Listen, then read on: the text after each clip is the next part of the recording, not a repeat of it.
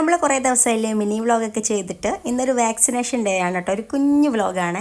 അപ്പോൾ കുറച്ച് വ്ളോഗൊക്കെ ചെയ്തിട്ട് എൻ്റെ മോൾക്കും പനി, എനിക്കും പനി, വീട്ടിൽ മൊത്തം എല്ലാവർക്കും പനിയായിരുന്നു. പിന്നെ പനിയൊക്കെ മാറി വരുന്ന സമയത്ത് അതിൻ്റെ ടെൻഷനും കാര്യങ്ങളൊക്കെ കഴിയുമ്പോഴേക്കും പിന്നെ വാക്സിനേഷൻ്റെ ടൈമായി. അതിൻ്റെ ഇടയിൽ ഇടയ്ക്കിടയ്ക്ക് ബിന്ദു വെച്ച് വിളിച്ചുകൊണ്ടുണ്ടായിരുന്നു, അർഷിമേ വാക്സിൻ കൊടുക്കുക എന്ന് പറഞ്ഞിട്ട്.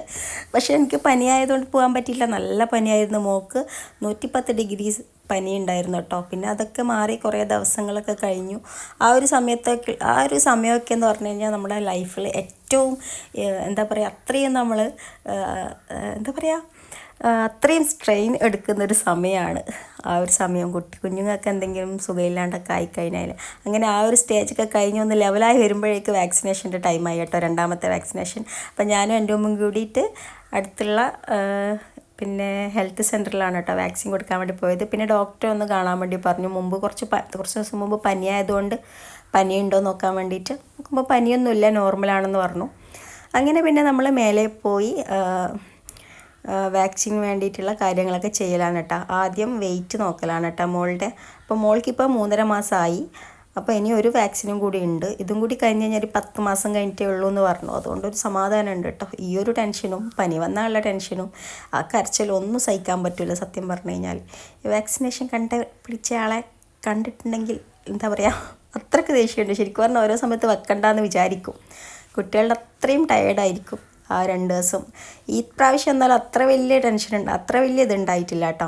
ഹൈറ്റൊക്കെ നോക്കുന്ന കാണുമ്പോൾ ചിരി വരുന്നു. അത്ര പടിയല്ലേ ഉള്ളൂ, കാലും കൈയല്ലോ. അങ്ങനെ ഹൈറ്റും വെയിറ്റും എല്ലാം നോക്കിയതാണ്. പിന്നെ എത്തും കുത്തെല്ലാം കഴിഞ്ഞ് നമ്മൾ കുറച്ച് നേരം അവിടെ വെയിറ്റ് ചെയ്തിരുന്നിട്ട് പിന്നെ വാക്സിൻ കൊടുക്കലാന്ന് കേട്ടോ. പിന്നെ ഈ വാക്സിൻ്റെ കാര്യത്തിൽ നമ്മളെക്കാൾ നിർബന്ധം അവിടുത്തെ എന്താ പറയുക ആൾക്കാർക്കായിരിക്കുമല്ലോ. നമ്മളടുത്തുള്ള ബിന്ദു വെച്ച് വിളിച്ചോണ്ടിരിക്കും, അർഷിമേ ആയി എന്ന് പറഞ്ഞിട്ട്. അങ്ങനെ വന്നതാണ് കേട്ടോ. പിന്നെ വരുന്നതും നമ്മുടെ മക്കളുടെ കാര്യമായതുകൊണ്ട് അത് നമുക്ക് ഒഴിച്ചുകൂടാൻ പറ്റുകയും ചെയ്യൂല.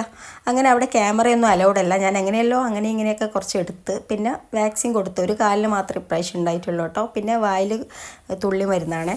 അങ്ങനെ പിന്നെ വാക്സിൻ കഴിഞ്ഞ് പിന്നെ ഫീഡ് ചെയ്ത് നമ്മൾ പുറത്തിറങ്ങി കേട്ടോ.